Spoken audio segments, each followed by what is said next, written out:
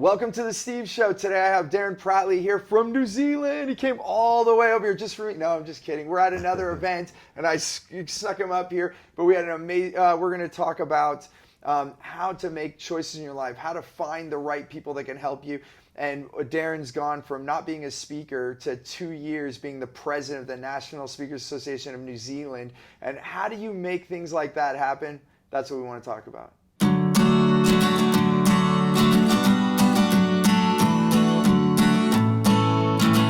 Thanks so much for being on the show, Darren. Welcome. Pleased to be here. Yeah, and Darren's coming all the way from New Zealand, which I absolutely love. So Darren and I actually met this year because I took the whole family and we're at the Global Speaker Summit, and that's where I met Darren, and we got to explore the whole North Island. I haven't done the South Island yet, so I have... So there's another reason to come back. Big time. And I think I only saw a fraction of the North Island. Yeah. So much to see in such a small space. Yeah.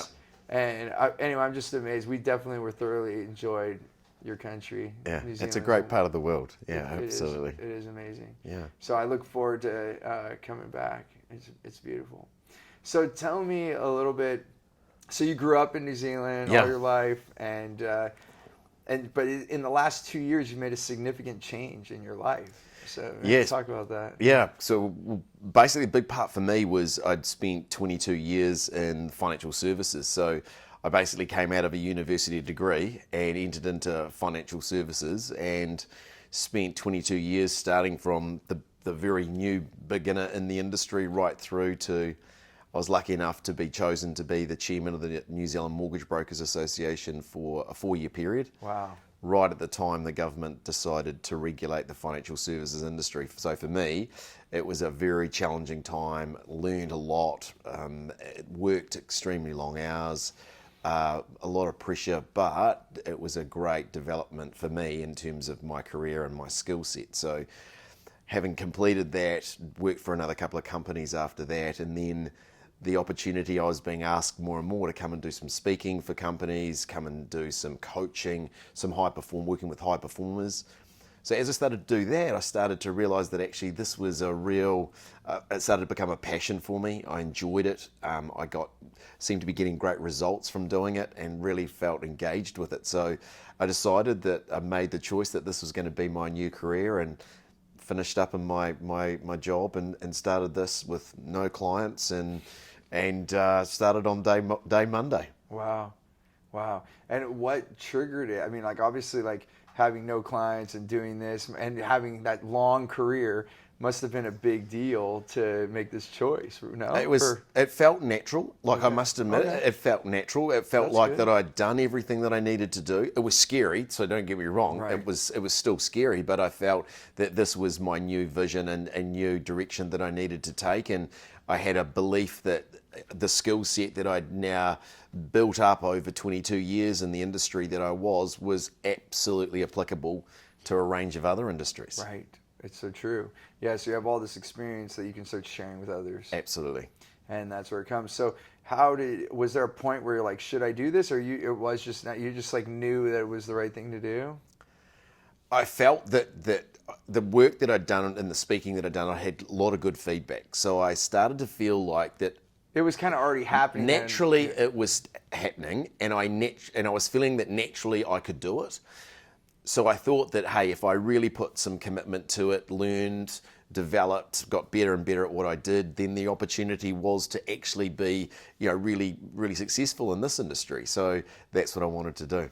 Wow, it's huge, and so I guess that's beautiful to say, and just the fact that you're seeing something and then taking action with it. I find so many times where people have these opportunities and they're like, oh, I'm not going to do it, or it's outside my industry, or different things. So it's beautiful that you just took action with that, and now you're having tremendous success. And he's now the president of the Speaking Association for New Zealand, so the Professional Speakers Association, right? You call it PSA? Yeah. Is that right?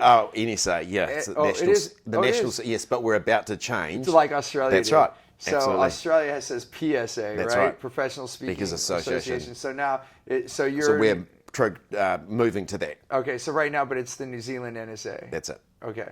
But you're the president in 2 years. So Yeah. it's kind of, well, I think this is something to celebrate because you saw that this was where you're supposed to go. You're feeling it inside of you. It felt natural. You acted on it, and now it's been success. Yeah. And I think, but this is the piece where I encourage most people that I talk to is going, if you believe in it and you want it, then you've got to go and do it. There's no point being in 20 years' time looking back and going, I wonder what would have happened if. Right. And that's the bit for me is what's the worst, and someone said to me a long time ago, what's the worst thing that can happen? Right. What's the worst thing that can happen?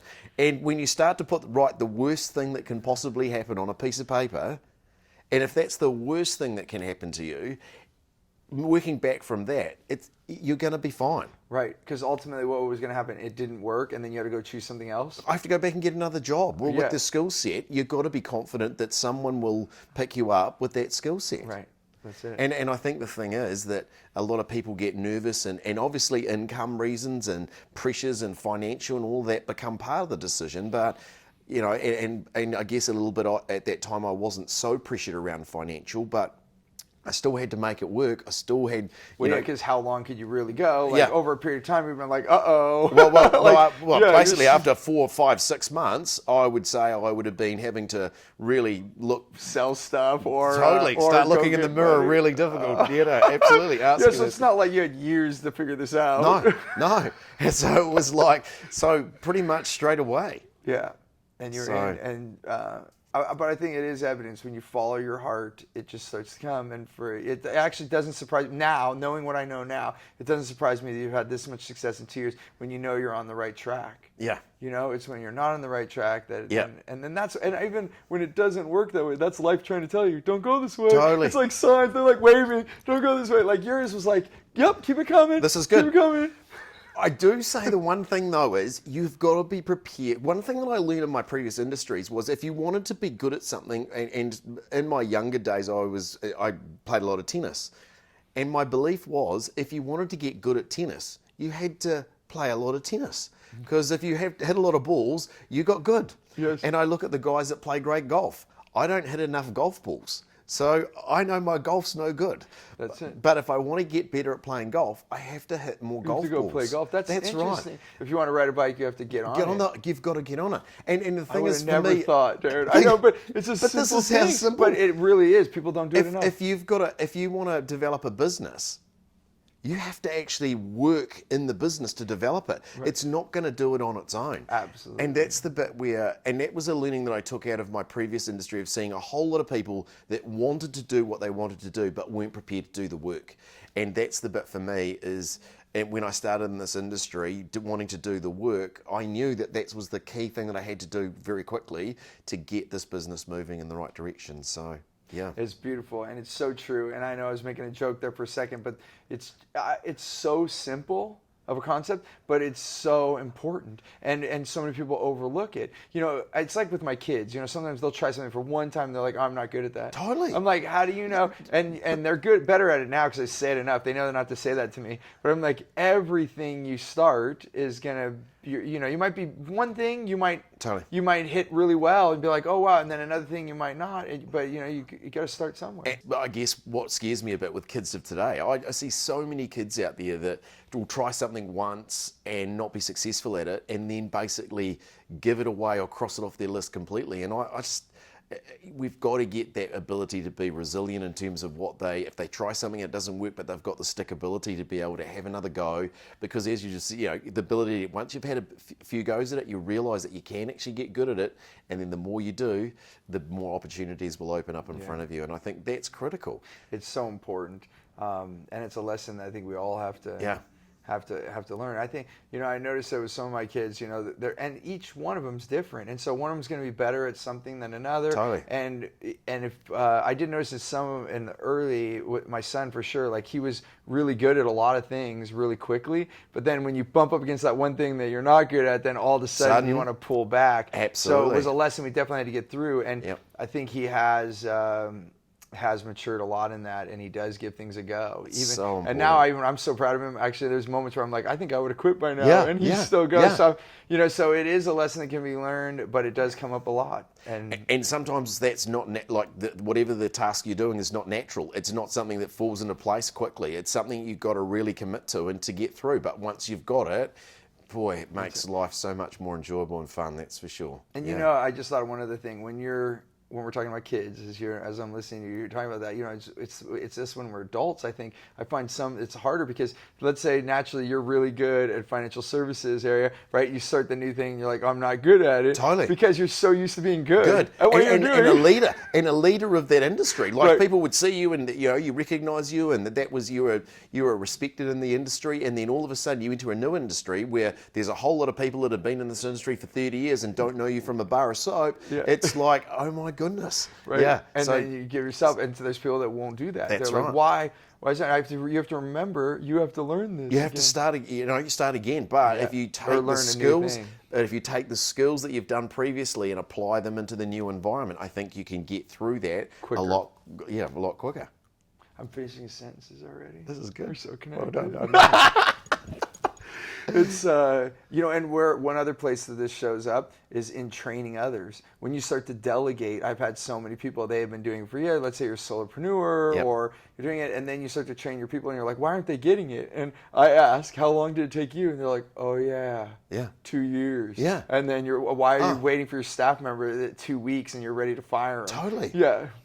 And also too, people sort of, even that are in the employed environment, are in a situation where they are expecting that, hey, I'm going to get paid for doing my job. But at the end of the day, learning the skill set around that has got to be so much what they need to do. And sometimes that doesn't come naturally. Right. So you've just got to be prepared to put the work in initially to get those skill sets to be able to do the job. Activities. Totally. I always say, like anything in life, if I'm ever coaching anyone, I always say 3 things. Number 1, do you have a change? You have a desire for change or more, right? Because if you don't have that desire, then there's nothing to really do.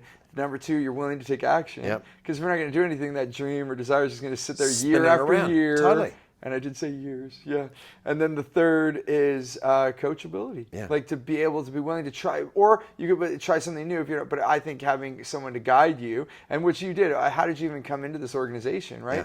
I mean, obviously, I don't know. I guess I'll just ask you. So, like, when you started speaking, did you immediately join the National Speakers Association, or when did that happen? Very soon. Now, the part is that I had been to a few meetings over maybe 7 or 8 years. Like I'm saying, 3 or 4 meetings. So you already knew about it. So I knew about it. And then when I got into this, doing it more and more, I realized the ability for me to go into an environment where, again, you can see who's successful, see what they do, see how they do it. And then also, for me, it was about seeing my competition. Because if I knew what my competition looked like and how they were successful, it gave me a much clearer vision about what I had to do to be successful. And that was a good thing for me why I joined up with NSA, because I was in a room where I had a whole lot of people that were way ahead of me, and it was giving me a very clear target about where I needed to go and what I needed to do. And in New Zealand, we have a thing called the Academy Intensive, where we spend 2 days and they get some of the CSPs from the association to turn up to a venue for 2 days, and they basically give you a rundown of what they did in their business. Right. So for me, for 2 days, I got to hear CSPs telling us exactly what they did and how they were doing it and how they were successful.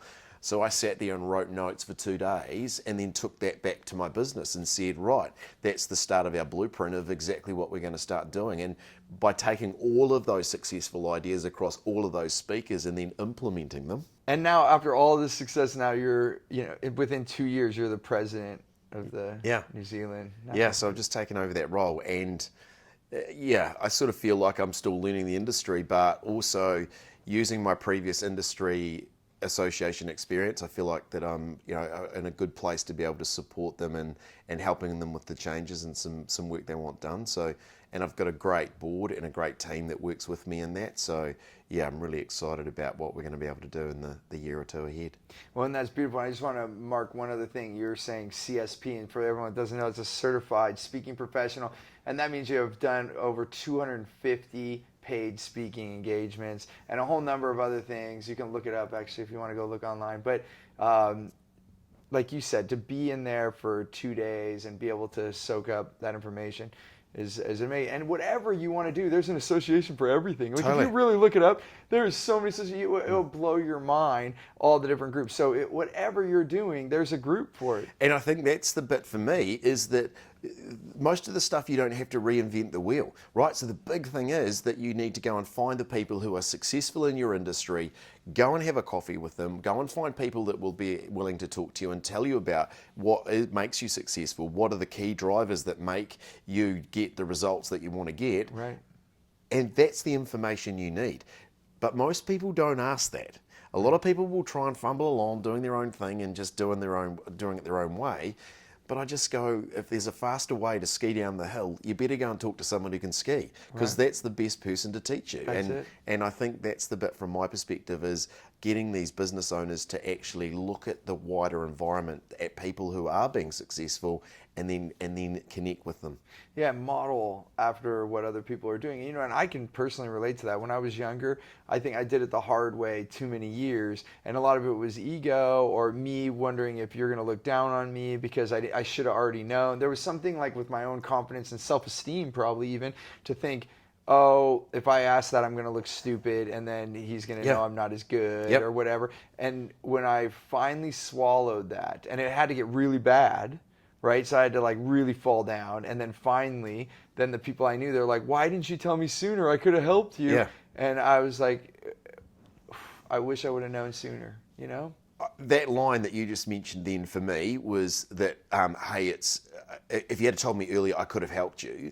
I think as we are more successful in our industry, we have got to also be in a position to identify the times that we can offer the right comment or the right bit of support or the right information to help some of those new people along.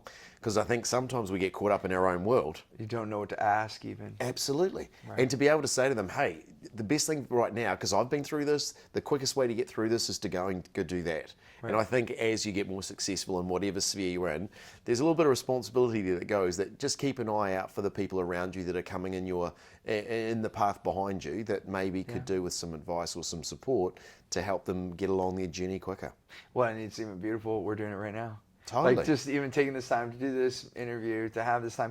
That's why I do what I do too. That's Because very I feel cool. a responsibility. Like, I've been in places when it was really hard and life wasn't good. Yep. And to be able to now have it this way, I do have that sense of responsibility. And it is my mission to help as many people have the freedom they desire as well. Yep. And it's beautiful, and that you have that as well. I guess with that said, that there's people out there that are watching this and they're thinking that they want to make a transition, or go for their dreams or any of these things. What if they only saw you this one time on this video, what would be the one biggest, or the thing that you think that they should do, or the thing they should do first? What would it be? Number one for me is to go and talk to people that have already done it, or have tried to do it, or have been learning ahead of you.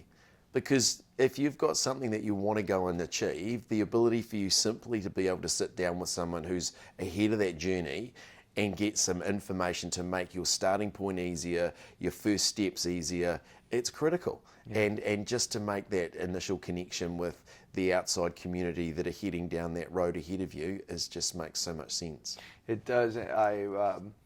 We're so much alike on this. When I spoke at a high school once, and they were doing some Q&A, and the last question was from one of the teachers, and he said, "Steve, one more question." I'm like, "Sure."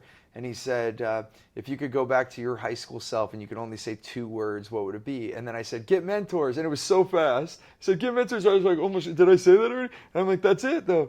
Get mentors." Yeah. Like, there's no reason, even, and I don't know how it's in New Zealand, but I'm sure it is the same in school. If you copy or you look at the other kid, you get in trouble. It's really frowned upon. Totally. And it's actually unfortunate because, like with my kids, I tell them, I'm not saying to go write word for word or plagiarize, but you need to pay attention. If you want to do something, and there's a kid in school that's better than you, then you should go Totally. do it. Or like even in the office, if you're in the office and then there's the number one person in the office, that's the person you should be taking to lunch. That's the person you should be hanging out with. If you actually model or copy someone else, then you can have the same success. So I tell you, a lot of people say to me, "Darren, you go to a lot of conferences or you go to a lot of events, a lot of learnings." And do you really need to go to those? And, and my thing is, because I'm listening to specialists in particular areas, like at this conference, for example, that we're at, we're in a situation where we're hearing specialists in areas that I don't necessarily know about or work within, but to be able to have a specialist give me the key 3 or 4 points to be able to start me down that road when I need to is just invaluable. And it's just, I mean, the investment in coming to these events is just cheap. And that's the bit I go, it's so worth it. Right. And even if it ultimately isn't cheap technically on your bank account at the beginning, like I know for me, I don't know if I told you, but in my 20s, I lost $4 million. And I didn't even notice that until I got a mentor to look back at it. Right. In my 30s, I invested over $500,000 in myself. But at 31, when I first made my first big investment, I would have never thought that I was going to invest $500,000. Yeah. It just, once I saw how it worked, but now let's take that and do the math. 500,000, 4 million. It's 1/8 of what I lost. I invested, and now my life is priceless. Like in my 40s now, I would go back to my 30-year-old self, and I would say pay double if you have to. So here's a learning one that I had last night. I was at an event last night where they were auctioning off the expertise in the room. And one of the gentlemen that was being auctioned off, so he was going to mentor somebody for 6 months. Now, he makes in excess of $1 million a year from coaching and training. Right. They were struggling in the room to get anybody to pay $2,500 to have someone mentor them for 6 months. Right. Now, I just looked at that and it was like, that is just crazy, because how much further down the track of your development will you be for 6 months worth of tuition from somebody who's already earning $1 million a year? Right. Well, and that's what I even say. If you could earn $1 million a year, would you pay $100,000? I mean, even just to make $1 million I once. use that line all the time. How many times would you spend $500,000? That's right. I would spend $500,000 to make $1 million. Right? Totally. 600, because next year you'll do it you again. do it again. And in fact, as you go down that path, after 10 years, what was that initial investment? It was nothing. That's it. And this is the bit where, and I think finding the right mentors, finding the right people that can actually challenge you down this path is just so important. Right, it is. And some in a last thought, and if there's any other closing thoughts, but some people have said to me, "Oh, mentors don't charge." They actually thought, and coaches charge. And I said, no. For me, the difference between a mentor and a coach is someone that watches what you're doing, gives advice, and helps you. A mentor is someone that's done it before. So in basketball, you have like Michael Jordan would be like a mentor because he's played on the court, and a coach would be someone that's watched basketball their whole life, and they can coach you, they can notice what you're doing, and it still can be effective because they're an outside perspective, but they're never going to be able to teach you like Michael Jordan because he's like held the ball in the game, been in the thing. And I choose to pay for my mentors because, everyone has their own life. And if I pay you, you're going to pick up your phone when I need you. I think the other part that I use quite often as a mentor for me points out the pathway up the hill. Right. Whereas the coach will help you along the way of taking each step. Right. That's it. So you've got someone that's going to lead you up that hill. And you kind of need both. You have to have both, because the big part of that is not all coaches know where the path goes. Right. That's right. And having someone who's already been up the hill once is so important to be. Or 1,000 times. Or 1,000 times. That's even better. It's even better. Exactly. Yeah, we are so much on the same page, brother. Awesome. And I just have one other thing to say. I really do think it's a special place that you live, and that's why I'm wearing this right now. I actually, since this year, I haven't taken this off. I did notice that green stone around the green stone from the Maori people. Yes. They believe the oils from your skin go in here, so you have your family wear it. So my kids have all touched, handled this, or wore it, and now I get to take my family with me, which is important to me. I really connected with the people, so I really love New Zealand, and thanks so much for having me. And we're working on some things, so you might see me in New Zealand again. That'd be awesome. That'd be awesome. Thank you so much, mate. I enjoyed it. Yeah, thank you so much, Darren. And so for everyone there, is it easy to get a hold of you? We'll be able to put links and everything. Absolutely. Beautiful. So Darren and I would love to have your feedback. Let us know what you liked about this. What was your favorite part? What questions do you have? How else can we help you? And even I get ideas about the next episodes. If you love this episode, please subscribe. I'll be sending you more good stuff, and I promise I'll only send you things that are valuable, like conversations like with Darren and other people. So thank you so much. And as always, remember, before our next show, choose gratitude and create freedom.